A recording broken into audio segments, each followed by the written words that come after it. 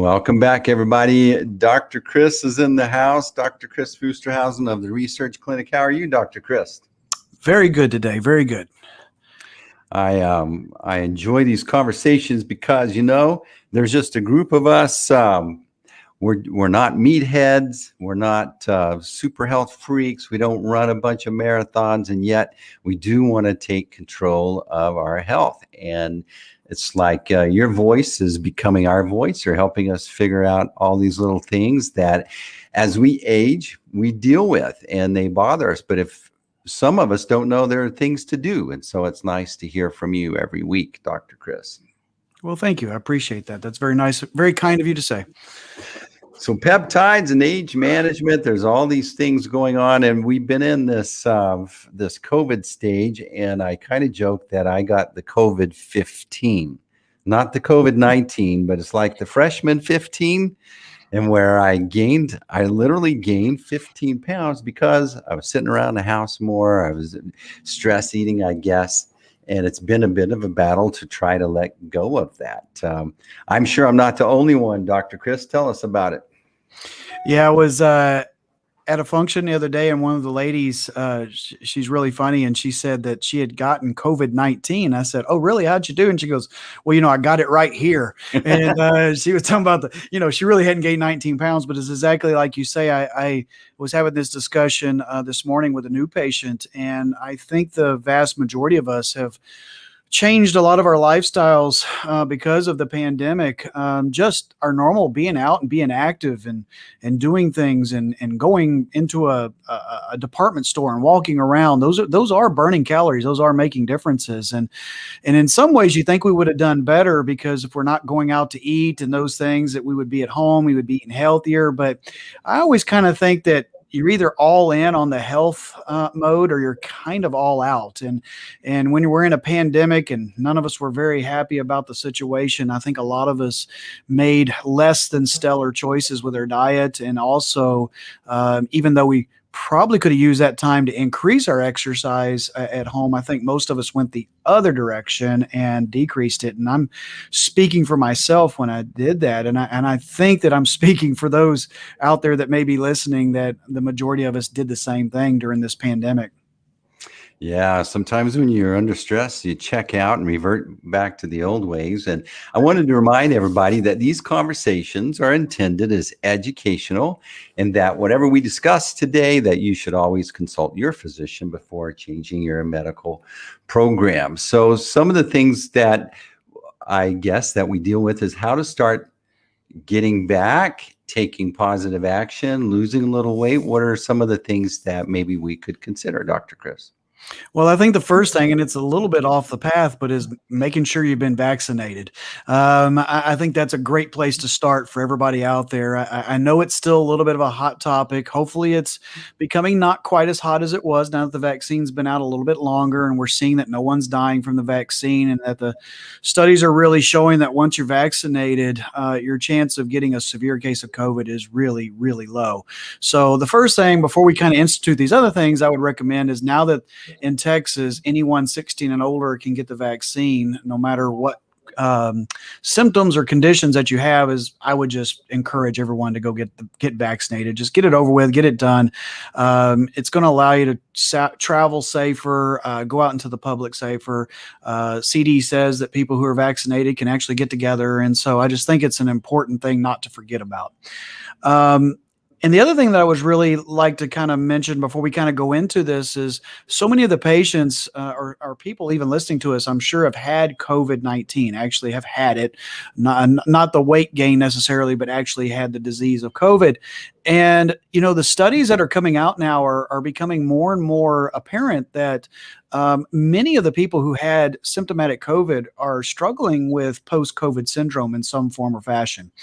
And I've actually seen some studies that say that if you were actually hospitalized, that you have about a 60 to 70% chance of having symptoms for months post-COVID, whether that be fatigue, depression, difficulty breathing, shortness of breath, a multitude of different symptoms.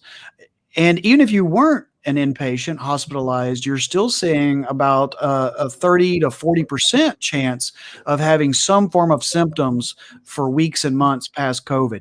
So the first thing I would just say is if you're out there, if you feel like you fit that category, is really talking with your provider, making sure that y'all have a good plan of how to kind of get out of that post-COVID syndrome. And we're learning about it as time goes.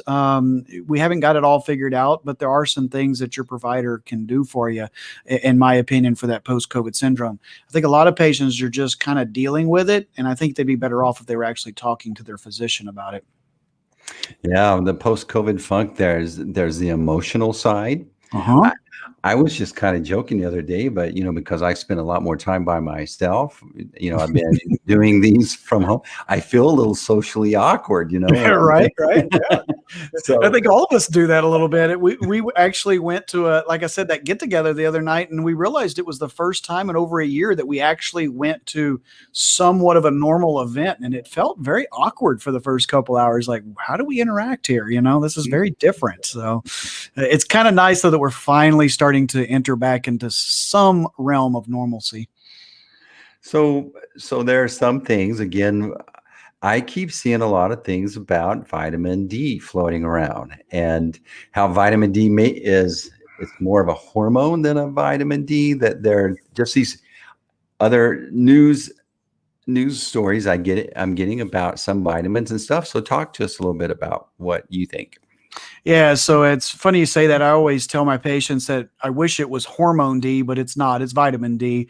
And I try to really hammer on my patients how important vitamin D is to our overall health. The vast majority of people out there have suboptimal vitamin or even low vitamin D levels. We get vitamin D from sun through our skin, and we get some from our diet, but we're truly just too far from the equator. We know too well to not get too much sun so that we don't look 60 when we're 40 and get a lot of skin cancer. So it's so easily replaced, and that's what I try to tell my patients is it's actually something that we can fix with a simple capsule every day, and it's not expensive. The problem is a lot of patients just don't take enough vitamin D. I find that some providers are actually very conservative with vitamin D, but it is important that your provider is actually not only replacing it with you, but also doing follow-up labs to make sure those numbers are where they need to be. Because the vitamin D levels, of course, play a crucial role in our musculoskeletal system, but also our immune system is tied to our vitamin D levels. There's a plethora of studies out there showing poor COVID outcomes associated with low vitamin D levels, and then also our mood. There is something to getting sunlight every day. You were kind of talk about how you're by yourself, and you can kind of notice you're in the house, you're doing all these things.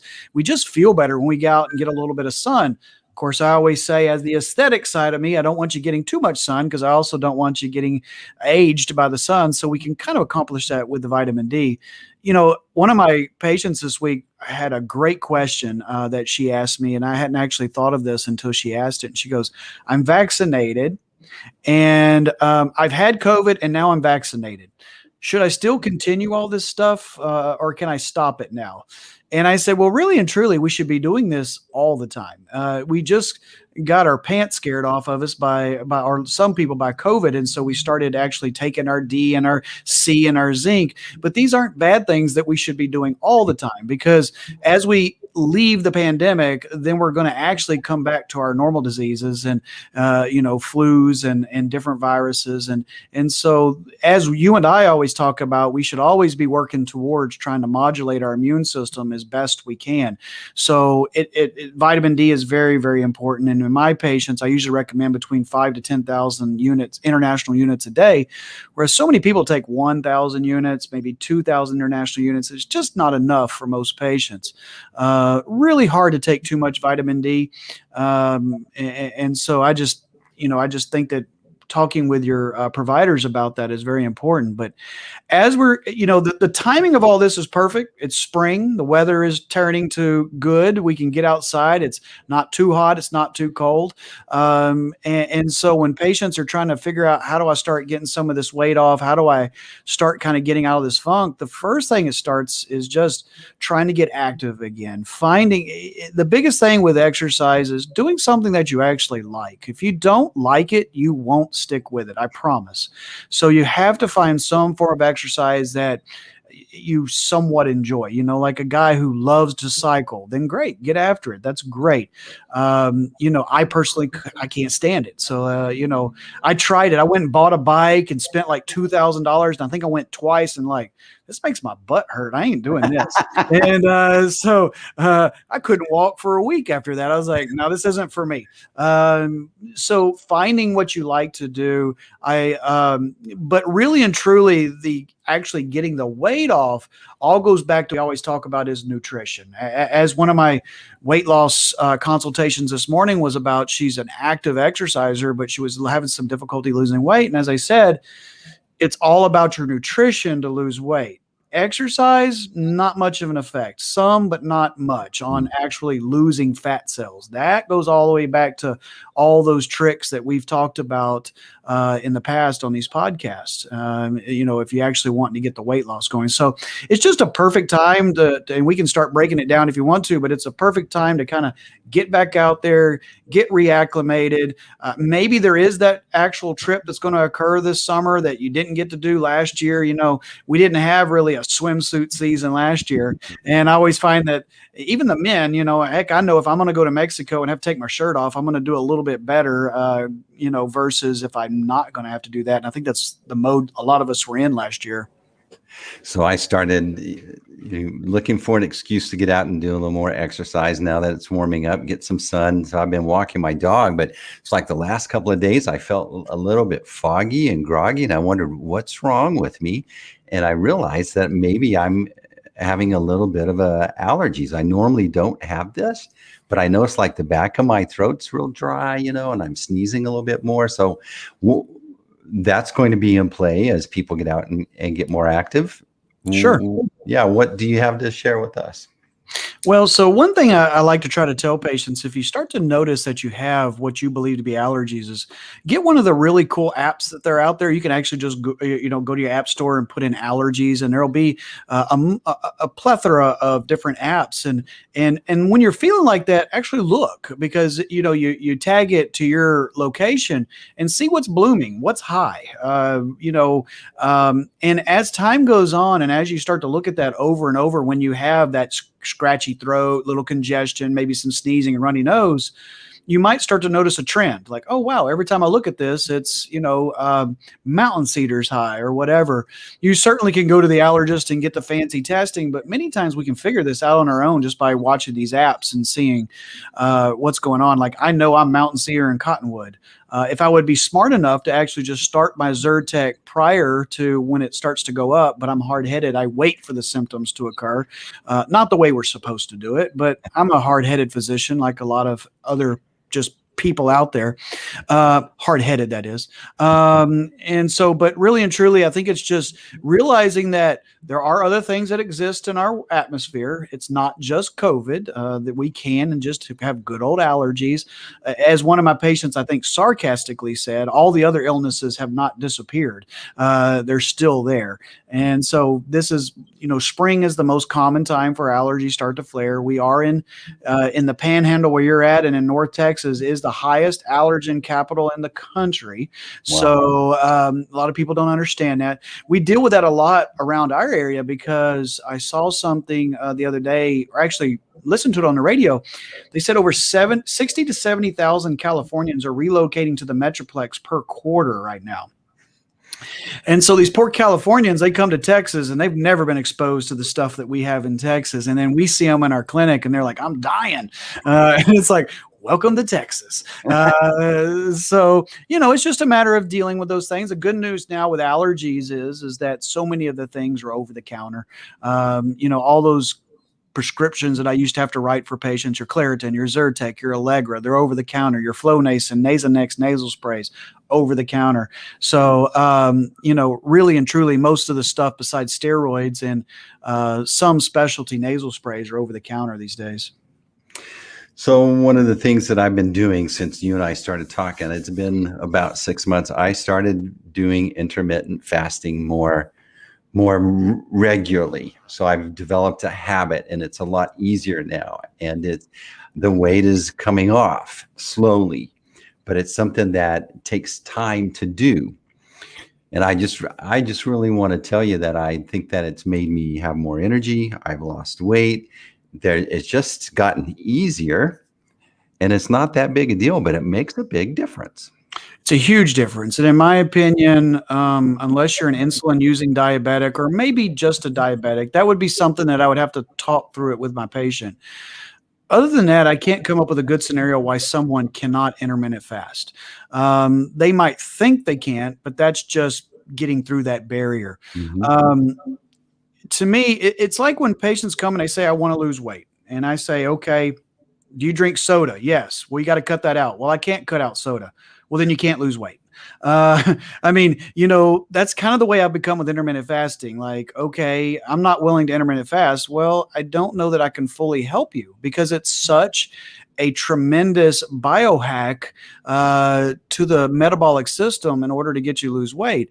I try to explain to patients that this is the way I truly believe that we were meant to eat. When we were first on this earth, we didn't have food. We could not go to HEB and buy meals and eat 5 or 6 times a day. It's just not the way I think that we're meant to do this. And so by going 16, 18, sometimes 24 hours without eating, we're resetting that system. We're detoxifying the body. We're increasing autophagy and energy and brain function, but we're also making our body use the fatty acids for fuel so that we're burning those fat cells. As you and I've talked about, it costs nothing. So, that's one of those things that very rarely can I recommend something to my patients that costs them nothing. Actually, you might say it saves you money because you're not eating a meal a day. So it's just really hard. Luckily, my patients, after I talk to them, kind of like I just did, seem to be on board with it. But I hear it over and over whenever they give it a month and they come back in a month and they're like, it kind of sucked that first week. I thought you were crazy. I didn't think this was going to work. The second week, it got to be not so bad. And then like after 2 weeks, I felt great and everything's been good since. And man, you've got me to be a believer. And then you see them 2 or 3 months down the road and they're like, man, I've lost 5 or 6 pounds and I've done nothing else different in my life. And so it's certainly not the answer to everything, but it sure is a big piece of the solution for my patients. So it literally, I would say if patients got nothing else out of today's talk is to try intermittent fasting. And again, what is the definition of intermittent fasting is most of us use the 16-8 model. So 16 hours a day, continuous. Yes, that counts when we're sleeping, that we're not consuming any form of calories, that we can consume black coffee, water, or unsweet tea. And I try to get my patients to do that at least 4 or 5 times a week. I personally like Monday through Friday, off Saturday, Sunday. You could do 7 days a week if you chose. And then as you get good with that, and you get comfortable with it and you feel like you're kind of ready to move on to the next phase of fasting, you could then try to mix in those one meal a day, maybe every now and then, every couple weeks, once a week, something of that nature. They call that OMAD, 1 meal a day. Some of my patients do that all the time. I don't know that I'm a big fan of doing OMAD every day. I think that the more you can keep your body guessing, the better off you are. And so I think that if Steve does a 16-hour fast today and tomorrow does an 18-hour and the next day does a 17-hour, next day does a 23-hour, I think that's where you're going to see your most benefit. But you're going to see a benefit just by doing the 16-8. Simple. Some people never move past it. That's fine. You don't have to really do that. As you and I've talked about it, I met a patient today that did a 72-hour fast, and he was just ecstatic about the effects of it. I'm like, whoo, man, I don't know if I'm ready for that. But, that's somebody that's just fully bought into fasting and the effects that it has on the body in a good way, that is. Well, the flip side of that is the feasting. when you cycle these things, when you're not doing it every day, the same thing over and over, then it means that your body's having to adapt and adjust, and it's very healthy. And so the feasting side is just as fun. Yeah. And And like, especially like when I do one meal a day, I save that for like maybe every 2 weeks or so. I do one, and I usually do it on a Friday. And then my reward back to myself is I can kind of have nearly whatever I want for that one meal. And the great news is I come out of that without gaining any weight. Typically I lose a little bit of weight, even though I had this meal that maybe normally I wouldn't have had. So it's kind of my reward to myself. You certainly, if you did not want to do that, that'd be okay too. But you're getting that extra boost of metabolic burn by doing that one meal a day. So, I think all of us out there remember like P90X, the workouts and how successful that they could be for some people. And why was P90X really successful? It's all about what we just said. It's about a completely different workout every day. It's keeping the body guessing. And that is true. The more we can keep our body guessing, the better off we are. And as we enter that gym again, I always like to use the example of we of course have our own gym that we have here at our facility now, but back in the day I would go to a local gym and I would go at a particular time every day, and I always see these 4 or 5 people doing the same exact workout every time I stepped foot in that gym. And I always felt so bad for them, but I didn't know them. I didn't want to embarrass them and go like, dude, this is wrong. But I saw them over years, like 2 or 3 years, never changing, and never losing any weight, nothing ever happening, because they'd get on the treadmill, they'd put in the same number with the same incline for the same amount of time. And that's just the one basic piece of advice I would give to a patient. You cannot do the same exercise over and over and over and expect it to do anything. Even if it's walking, you can't walk at the same speed for the same distance. You're just not going to see results that way. But nutrition is that way. I think that it's a good idea if you're really dedicated to switch up your diets from time to time. Like we said, switch up the fasting times. Just keep that body guessing as you get better and better with fasting. So we're talking about gaining weight over the COVID season, and it's not one silver bullet that you can do to make this improve. And so you have to do a holistic process. You have to change your diet. You have to consider what vitamins you're taking and also how you're fasting or exercising. But some of us, Dr. Kris, we need a little help melting some of that fat that's accumulated over the past 50 years or whatever. At the clinic, you actually have some things that can help us get past those little stubborn humps. Yeah, so I always tell patients, a lot of patients have heard of the term like Coolsculpting. That's something that I believe that you may have no idea what it really is, but you've heard Coolsculpting. They've spent a ton of money on Coolsculpting is actually owned by Allergan. They've spent a ton of money on like a NASCAR team and a pro golfer, and the Kardashians have promoted it. And that's kind of the little bit older technology. And I was exposed to that many times and considered adding it to my practice multiple times, but I always had a little bit of hesitation with Coolsculpting. And then luckily I was exposed to Warm Sculpting or Sculpture. Those kind of names are synonymous. Their new kind of tagline is Warm Sculpting. And I was intrigued by it because it was a newer technology than Coolsculpting, and it basically, we lost all the what I deem to be not so good stuff with Coolsculpting. So Warm Sculpting is an FDA approved device for basically melting or lysing fat cells, and FDA studies show that you get up to 24% permanent fat cell reduction per treatment. So when you compare it to Coolsculpting gets the exact same FDA clearance, which is up to 24% permanent fat cell reduction per treatment. So you can compare Coolsculpting and Warm Sculpting and say they're equivalent as far as the success rates. The differences really are that Warm Sculpting is about half the time of Coolsculpting. Warm Sculpting is a lot less uncomfortable than Coolsculpting. Warm Sculpting is operator independent, whereas Coolsculpting is operator dependent. So in other words, how good your operator is can determine how good your results are. And sometimes you can actually get some pigment changes with Coolsculpting and some temporary to permanent neuropathy after Coolsculpting. So I always like to tell patients warm sculpting, in my opinion, is basically Coolsculpting that's shorter and without all the bad stuff. And also, of course, it's a warm process versus a cool process.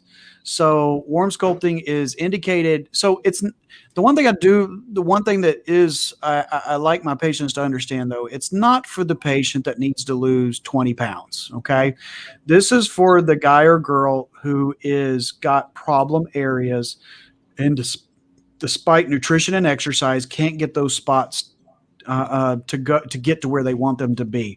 Most common is love handles, thighs, bra bulge. Those are some of the most common areas, upper abdomen, lower abdomen, that we treat. So they come in, they get a consultation. If we believe they're a good candidate, in other words, we believe that warm sculpting is for them. We then set them up for a procedure. Each procedure is 25 to 50 minutes, depending on how many areas we're treating. And we typically will do a treatment every 4 to 6 weeks. And it typically does take about 12 weeks from the first treatment to see the results. And then a lot of patients, of course, how many treatments do I need? Well, that, of course, depends on the person. Most people need 2 to 3 treatments. And we also have a new attachment. We can treat the submental area. So that chin area, we can actually treat that now as well. That's a new addition to our practice in the last year. So that's a chickens. What do you call that? The gobbler. Yeah. Yeah. So it's a common problem. I know mine's gotten a lot better after treatments, but it's something that we start to get even when we're not really overweight. That little area, we like to put a little fat there. When you were showing me around the office, it looks like those Batman utility belts that you put around you, right? Yep. And I looked at it and it's like, it looks like it would be painful, or it's like it's going to be super hot. What's the reality, though? So the reality is there's different levels of warmth, and the technology is amazing. It was actually developed by MIT, and and I am probably the biggest wuss in the practice when it comes to this type of technology. I don't know why, but temperature really bothers me. Needles do not. You can stick me with needles and I won't really complain too much about it, but heat does. I blame it on being a redhead when I was a little kid. I say that's why it is. It's maybe I'm just a wuss. Who knows? The ladies, if they're out there listening, will go with the latter, not the former on that one. But what it actually does, it's a cycling heat with cold.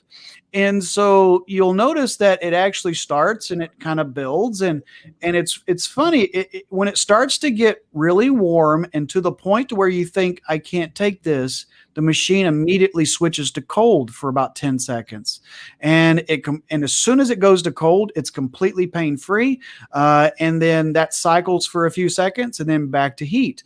And then the ladies, without you even knowing it, they're watching you and seeing how you're doing through this process. They're actually turning up the heat as they go through it, because you do get a little bit better results if you can, the warmer that you can go. And so most of the time, without you even realizing it, they go ahead and take it up to the max temperature. You don't realize it because after you get into it for about 10 minutes or so, you don't know these little temperature changes. We help the patients through it by putting fans on them. Just the cooler you can keep the body, it's not going to affect where the actual electrodes are, but you'll break out a little sweat from the heat. And if you can keep that cool air blowing on you, it's not that bad. Honestly, I think I'm the one that takes it the worst. Women do this procedure so much better than men. And so, but my girls are really good at coaching them through it. And for most patients, it's only 25 minutes. And so it's really quick and it's over, but much, much less intense than the Coolsculpting procedure. So it's melting the fat and just absorbs back into your body? What's happening? Yeah, so the heat basically, and the way it's penetrating, it's actually causing those fat cells to rupture, or in medical terms, lyse. And so it's permanently rupturing those fat cells. That will then flush through your lymphatic system and go through your urinary system and out. And it's been proven to be safe. Like I said, this is a fully FDA approved device. Lord knows we talk about the FDA enough, but but this one's a fully FDA approved device. And it really works in the right clients. But what what you can't do, and this is where I've started because I own the machine, that I struggled in the beginning, is I would use this machine and kind of use it as a hack, not as a tool. And I would, oh, well, okay, I gained 2 pounds around the waistline. Let me go melt it off. And that's not the way we want any of our patients to look at this machine. We want you to look at it because let's be honest, a lot of us, even though we exercise right, we eat pretty decently, we take our hormones, we take our vitamins, we use our peptides, we still got some areas that are pretty tough. Unless you're really dedicated. If you're in that gym 2 hours a week, 5 days, 2 hours a day, 5 days a week, eating really clean all the time, but who's got time to do all of that perfectly? Mm-hmm. I don't. And so it's just a really nice addition for those patients. We just have to try to educate our patients. It's not for whenever you have 20 pounds on you. That's just not I'd rather you take that money that maybe you're going to spend on this and spend it on a trainer. And that's what I'll tell patients. Hey, instead of spending some money on this, use that money to spend on a trainer for a few months, and you're going to get further down the road, and then come back in 6 months, and then we'll do this. And so luckily the patients take that well whenever they come in, but because unfortunately you can't always screen the people until they come in, and you get them in, it's like, oh, this poor person, this isn't going to be for them. But for those patients with that, I just call it the problem areas. I'm not really necessarily overweight or fat. I'm not obese. I just got these areas that I just can't get rid of it. It's perfect for that. Does it work on man boobs? Yeah. So yes, it can. We've actually treated a few guys with gynecomastia, or just anywhere that there's fat and we can apply the electrodes to properly, you can do. That's why we couldn't used to do it under the chin because we didn't have a way to apply it, but they finally figured out the harness and how to. You look awfully funny when you're doing it, but we wouldn't want to put you on Facebook while you're doing it. But yes, you actually can do that. That's quite similar to the bra bulges. We just move it around instead of back there. So yeah, you can. Absolutely. So this would be a very complimentary process where maybe you've been intermittent fasting some, you're trying to eat a little bit better, you're maybe taking some peptides.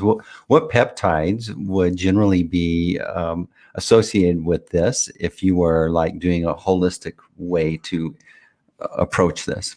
Yeah, so you covered a bunch of it. We also don't want to forget about our ketone esters with our intermittent fasting. That's going to really help in a roundabout way to improve our athletic performance, giving our cells the proper fuel they need to do their function, to just work better, function better. So I'd throw that in there as well. As far as, we also want to make sure that our hormones are balanced, and I never want to forget about that. I still feel like that's kind of the meat and potatoes of all this is nutrition, exercise, and hormones, making sure that those are accurate, and just making sure if you're a listener that you have someone managing your hormones and hopefully doing it properly. And then after that, then that's when the next step would be peptides. After we've gotten our ketone esters and our supplements, and we're eating pretty good, and we're intermittent fasting, and we're exercising what we believe to be a good level, then the next step would be some peptides, possibly for the patients. And again, I'm always going to go back for weight loss. I'm always going to go to the growth hormone secretagogues, or the GHRH, GHRP combinations. I like that for the metabolic effect that you're going to have on the body, for healing, for improved sleep. So the most common one that a lot of people have heard me talk about is the CJ, Ciepamorelin. That's just a great combination if you're a good candidate after you've been screened by your provider, for adding on to all those things that we've already been talking about to really boost that fat burning and muscle gain, to get those benefits that we've just talked about. Yeah, I've been taking the ketone esters myself, and I was concerned about taking them too late afternoon, that it would keep me awake. Mm-hmm. But when I listened to Frank talk about them, how they're not giving you energy in that way that we would think, like caffeine or something. I've been taking a capful before I go to bed. I think I'm sleeping way better. Yeah, and all I tell patients with that is just don't take too much. They actually recommend 2 to 5 cc's. A cap is 5 cc's, so 2 to 5 cc's before bed can help you sleep better. Anything more than that might keep you awake, but not because of like caffeine effects, because as we know, it has no caffeine in it. Just you're putting all this fuel into the body, and if you put too much, you're just energized, and you don't need the rest at that moment, but unfortunately you will the next day. So you just have to kind of be careful with that. Maybe start with a little bit after supper, see how you do. If you do okay, you could kind of inch it towards bedtime. But ketones esters are awesome, and they have the new snake water out as well, which we've really started using a lot personally. Crisanta and I am really liking the snake water, which is the ketone esters with electrolytes with some natural caffeine in it. And we really like that one as well, for kind of that. I've started kind of using the KE4 alone in the mornings and a little bit of snake water mid-afternoon. I think that's a really good way to go. A little bit more costly. So, certainly not something someone has to do, but we're just kind of experimenting still with the snake water, getting used to it. So at the Resurge clinic, if I wanted to take advantage of this warm sculpting, what does it look like? I'm going to come in and set a time. I'm going to get an assessment, and then what? Yeah, so you're just going to simply come in. You're going to talk to us. You're going to tell us what you're looking for. We're going to look at you. We're going to take some pictures specific to the area that we're wanting to treat, that stay with us and nowhere else. We're going to do some measurements, and we're going to decide if you're a good candidate together. After educating the patient and looking at the patient, if we believe they're a good candidate, and after we explain what we want to do with them, if they believe, if they feel good about what information we've given them, then we simply typically we actually can do the procedure that same day. We typically block the machine so that if someone comes in and is ready to go, that we just simply boom right over to the treatment. They would come back usually 2 to 3 times a month apart, and then we would bring them back 2 to 3 months after their last treatment for kind of those follow-up pictures and measurements and see how they're doing at that point. Pretty easy procedure. Like I said, 25 minutes per cycle. Like my personal treatments are 50 minutes, but that's because I'm treating 2 different major areas, and we can only treat one major area at a time. So 25 minutes for one area, 25 minutes for the other area. But still really, really easy. We have them in and out in 30, 40 minutes to an hour, depending on how much we're doing. And it's pretty much that simple, really. Sometimes when you lose weight, you're a little saggy, or what's the outcome here? Does this prevent that sagging, or is it? So the only time I would really say sagging is if someone already has skin stretching. So like if someone was really overweight at some point, maybe they had bypass surgery or they just changed their whole life and they lose 100 pounds. That person probably wouldn't be a good candidate for Coolsculpting. So even though they're weight-wise a good candidate, we still, as long as a person still has good elasticity to their skin, the sculpture itself is going to give us some of that effect of tightening of the skin. We sometimes will even combine that with a radio frequency-based device, our Thermiva, our Tempsure, or a couple of devices that can be combined with sculpture to even get some of that elasticity issue, especially like maybe our ladies who've been, had pregnancy, and sometimes skin elasticity can be a problem.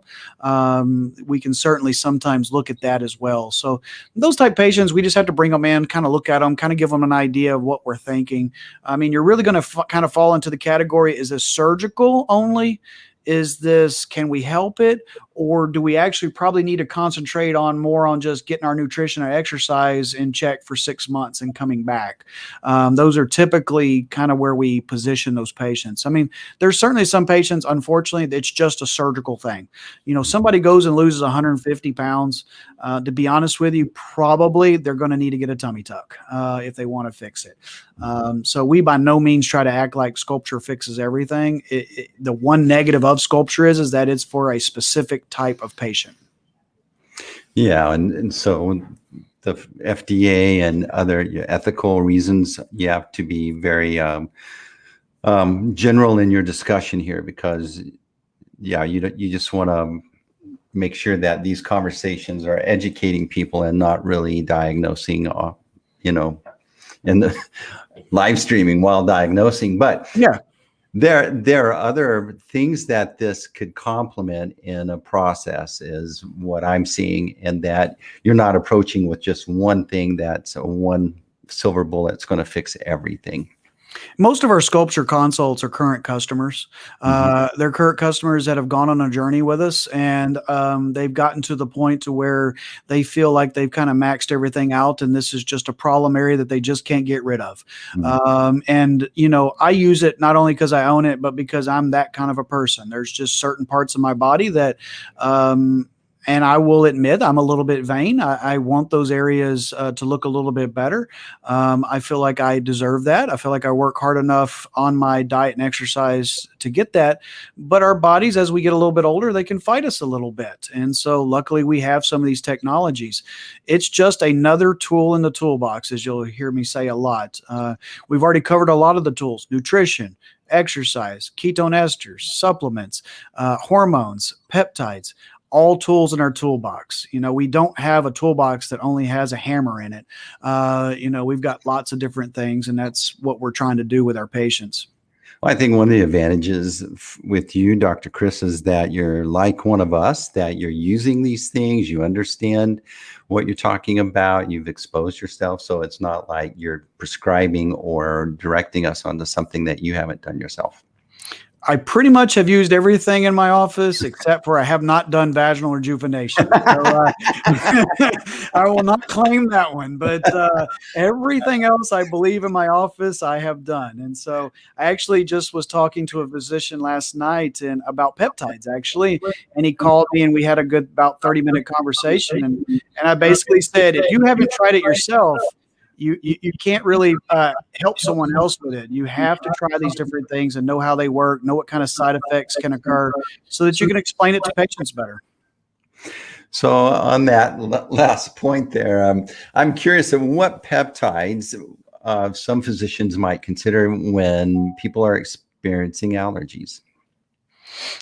Thymosin alpha 1 would be the one that I would tell patients that, with allergies, that's a no-brainer. We really should already be on it, but, prophylactically, in my opinion, to help modulate the immune system, and so when you do get allergies or viral illnesses or bacterial illnesses, we might, your provider might consider increasing that amount some to just get a little bit more immune modulation. But I've known a lot of patients do quite well with actually using thymosin alpha 1 for their allergy issues.